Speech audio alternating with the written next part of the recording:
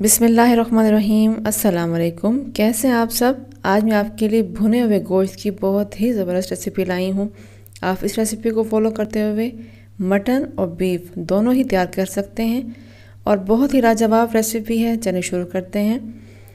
मैं गोश्त को गलाने के लिए यहाँ पर प्रेशर कुकर यूज़ कर रही हूँ। मैंने यहाँ पर 750 ग्राम मटन लिया है और उसके साथ मैं इसमें शामिल कर रही हूँ 1 अदद बड़े साइज़ की प्याज काट कर और 1 अदद बड़े साइज़ का टमाटर मैंने काट कर वो भी ऐड कर दिया है।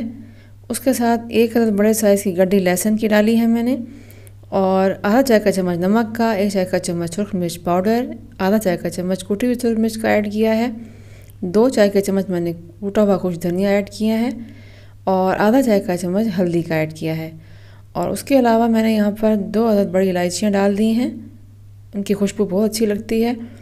और 3 अदद टुकड़े मैंने दालचीनी के ऐड कर दिए हैं। दालचीनी और बड़ी इलायची से इस कढ़ाई का जो टेस्ट है वो बहुत बढ़ जाएगा। यहाँ पर मैंने 1.5 कप के बराबर पानी ऐड किया है और उसके बाद मैंने इसको ढक्कन लगा देना है और तकरीबन 20 से 25 मिनट के लिए मैंने वेट देना है। मैंने वेट लगा दिया है और वेट लगाने के बाद हमने इसको 20 मिनट के लिए छोड़ देना है। देखें, अब हम चेक कर लेते हैं। हमारा गोश्त गल चुका है और काफ़ी हद तक पानी भी ड्राई हो चुका है। अब मैं गोश्त को एक खुले बर्तन में डाल रही हूँ ताकि भुनाई करने में मुझे काफ़ी हद तक आसानी हो। अब मैंने इसको कुकर के अंदर थोड़ा सा पानी डाला, उसको रिंस कर लिया और पानी भी इसमें ऐड कर लिया है। 2 बड़े चम्मच खाना पकाने के मैंने घी के इसमें ऐड कर दिए हैं। आप चाहें तो ऑयल भी इस्तेमाल कर सकते हैं। ये डालने के बाद मैंने इसको अच्छे तरीके से भूनना है। घी वगैरह से कढ़ाई कौरमे का जो टेस्ट है वो बहुत बढ़ जाता है।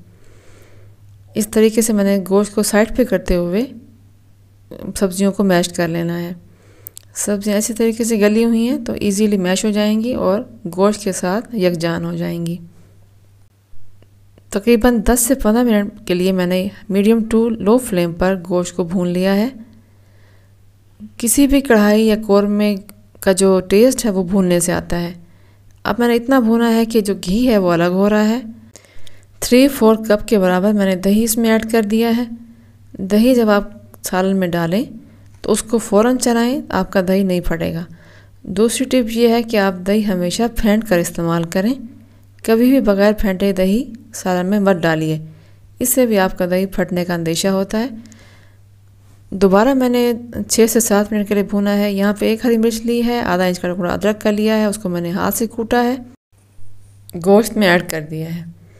गोश्त में ऐड करने के साथ ही हमने इसको दोबारा चलाना है और 1 से 2 मिनट के लिए दोबारा भून लेंगे।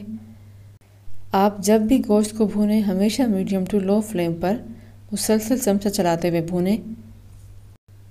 और साथ ही साथ मैंने हरा धनिया इसमें ऐड कर दिया है। आप अपने टेस्ट के मुताबिक कम या ज़्यादा डाल सकते हैं। इन छोटे छोटे टिप्स से आपका खाना बहुत लजीज बनता है और बेहद जायकेदार बनता है। और आखिर में मैं यहाँ पर कुटा हुआ गरम मसाला डाल रही हूँ।